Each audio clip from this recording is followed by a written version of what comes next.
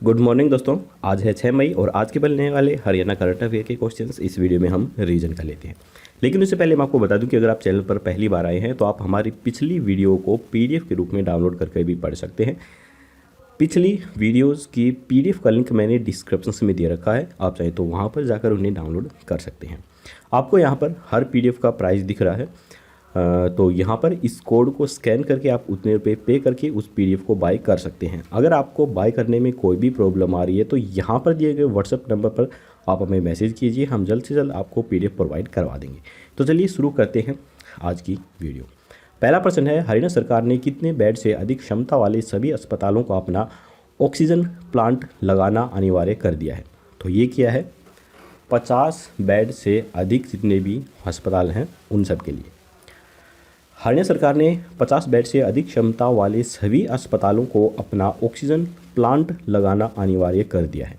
हरियाणा में अब नए अस्पतालों को ऑक्सीजन प्लांट लगाने के बाद ही अनुमति मिलेगी। वहीं सभी पुराने अस्पतालों को ऑक्सीजन प्लांट लगाने के लिए कुछ महीने का समय भी दिया गया है। वर्तमान में हरियाणा में 300 मीट्रिक टन ऑक्सीजन की ज़रूरत है, जबकि उन्हें 252 मीट्रिक टन ही ऑक्सीजन फिलहाल मिल रही है। इस वजह से आपको पता ही है, कोरोना पैंडेमिक में और ये जो ऑक्सीजन की समस्या है काफ़ी ज़्यादा देखी जा रही है और ज़्यादातर लोगों की मौत कोरोना की वजह से कम और ऑक्सीजन की कमी की वजह से ज़्यादा हो रही है। तो हम आशा करते हैं कि जल्द से जल्द सरकार इस कमी को पूरा करे और अधिक से अधिक लोगों की जान यहाँ पर बचाई जा सके।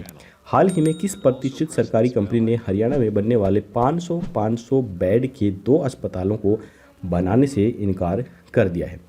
तो ये सरकारी कंपनी है DRDO। जी हाँ, DRDO। मैंने आपको कुछ दिन पहले ही बताया था कि DRDO हरियाणा के अंदर 500 बेड्स के 2 अस्पताल बनाएगी, लेकिन हाल ही में एक प्रेस कॉन्फ्रेंस जारी करके DRDO ने इसके लिए साफ साफ इनकार कर दिया है। रक्षा अनुसंधान विकास संगठन ने मदद के लिए हाथ अपना पीछे खींच लिया है। कुछ दिन पहले ही DRDO ने पानीपत और हिसार के अंदर 500 बेड के 2 अस्पताल बनाने की घोषणा की थी, लेकिन अब इससे इन्होंने इनकार कर दिया है। अब प्रदेश सरकार ने ये जिम्मा लोक निर्माण विभाग को बनाने के लिए दिया है। मैं बता देता हूँ कि DRDO जो है वो एक रक्षा विभाग है और भारत की रक्षा के लिए नए नए इक्विपमेंट्स जो बनाए जाते हैं वो इसी कंपनी के द्वारा बनाए जाते हैं। इसके बाद है, गुरुग्राम की किन 2 कंपनियों ने हाल ही में 15 ऑक्सीजन कंसंट्रेट्स डोनेट किए हैं? तो ये किए हैं इंपीरियल लाइफ साइंस और जीन्स टू मी कंपनी ने।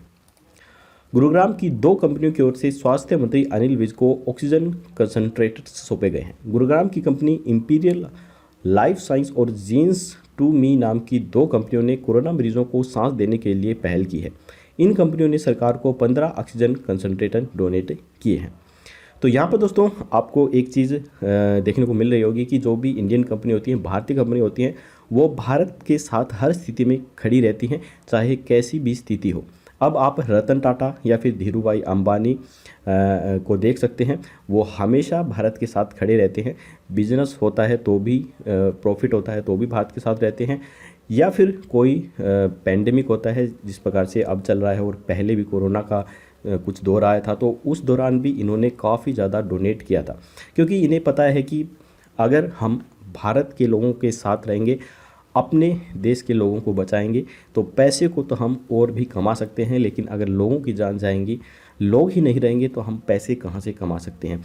मेरे कहने का मतलब है कि हमेशा हम लोगों को भी स्वदेशी के ऊपर जोर देना चाहिए, क्योंकि स्वदेशी कंपनियां हमेशा अपने देश के बारे में सोचती हैं, क्योंकि वो एक परिवार की तरह रहती हैं। हम परिवार के जिस प्रकार से अपने सदस्यों की चिंता करते हैं, तो वो भी हमारी चिंता करते हैं, क्योंकि दोनों को ही इस चीज़ से फ़ायदा होता है।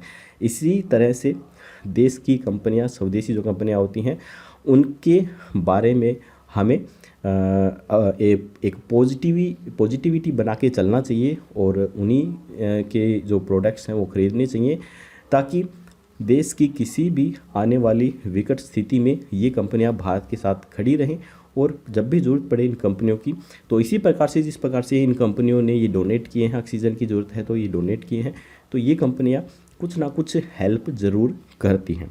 और विदेशी कंपनियों क्या होता है कि जब तक भारत के अंदर पैसे उनके बनते रहते हैं, वो कमाती रहती हैं, जैसे ही कोई उन्हें प्रॉब्लम होती है वो अपना बोर या बिस्तर समेट के अपने देश में चली जाती हैं। भारत के लिए एक भी रुपए वो डोनेट नहीं करती हैं। तो हमेशा स्वदेशी कंपनियों को आप ज़रूर सपोर्ट कीजिए और हो सके तो स्वदेशी कंपनियों के ही जो सामान है, प्रोडक्ट हैं, उन्हें खरीदिएगा। तो फिलहाल हम अपने क्वेश्चन पे चलते हैं, वीडियो काफ़ी ज़्यादा लंबी हो जाएगी नहीं तो।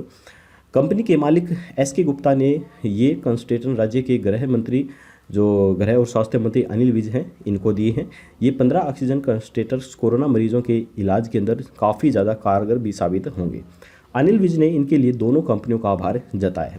तो यहाँ पर मैं आपको बता देता हूँ, ये जो कंसंट्रेटर होते हैं, ये देखिए इनके अंदर ऑक्सीजन भरी नहीं होती है, बल्कि ये कंसंट्रेशन कुछ ऐसे होते हैं कि ये अपने आसपास के वातावरण से ही, जो वातावरण में अलग अलग गैसें होती हैं, जिस प्रकार से नाइट्रोजन, हाइड्रोजन, ऑक्सीजन, तो उनमें से ऑक्सीजन को ये मशीनें ऑटोमेटिक्स अपने अंदर ऑब्जर्व करती हैं और फिर वो ही मरीजों को प्रोवाइड करवाती हैं। खैर चलिए, अगला क्वेश्चन है, हाल ही में हरियाणा के पूर्व शिक्षा मंत्री चौधरी बहादुर सिंह का निधन हो गया है। इनका संबंध हरियाणा के किस गांव से था? तो इनका संबंध था गगड़वास, आप फोटो में भी इन्हें देख सकते हैं। पूर्व शिक्षा मंत्री चौधरी बहादुर सिंह का मंगलवार शाम हृदय गति के रुकने से निधन हो गया है। उनका अंतिम संस्कार उनके पैतृक गांव गगड़वास में बुधवार को 5 मई को किया गया। इन्होंने सन 2000 से 2005 तक ओम प्रकाश चौटाला की सरकार में शिक्षा मंत्री के रूप में कार्य किया था।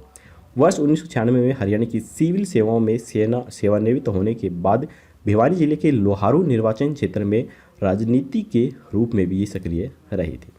इन्होंने लोहारू निर्वाचन क्षेत्र से 3 विधानसभा चुनाव लड़े थे। वर्ष 2000 व 2005 में इंडियन नेशनल लोकदल के टिकट पर चुनाव लड़ा।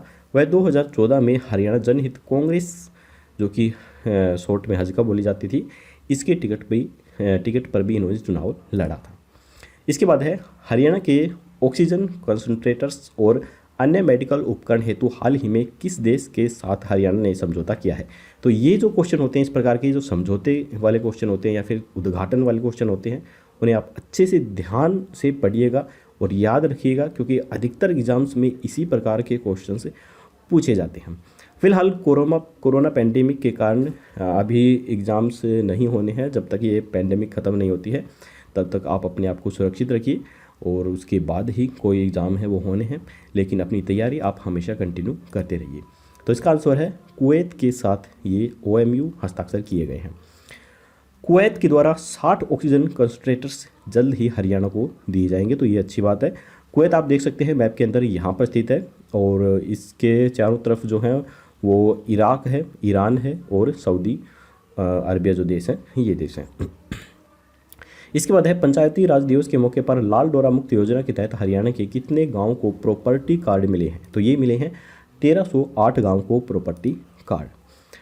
एवरेस्ट पर -45 डिग्री तापमान में अपने देश का राष्ट्रगान गाने वाली दुनिया की पहली महिला के तौर पर हरियाणा की किस बेटी ने वर्ल्ड बुक ऑफ रिकॉर्ड में अपना नाम दर्ज किया है? तो ये नाम दर्ज किया है मनीषा पायल ने। आप फोटो में भी इन्हें देख सकते हैं।